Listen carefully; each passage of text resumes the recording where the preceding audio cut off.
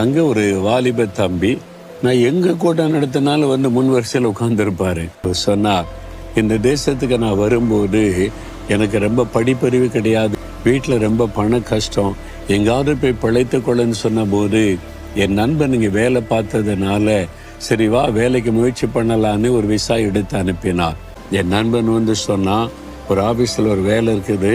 என்ன வேலைன்னு கேட்டான். கம்ப்யூட்டரில் உட்காந்து வேலை செய்யணும். கம்ப்யூட்டரா? நான் அதை தொட்டே பார்த்ததில்லை, அதை பற்றி எனக்கு ஒன்றுமே தெரியாதுன்னா.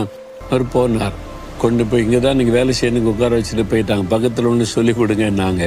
ஜெபம் பண்ணி கற்றுக்கொண்டு இப்போ சொன்னார், இன்றைக்கு அந்த ஆஃபீஸில் I am the team leader.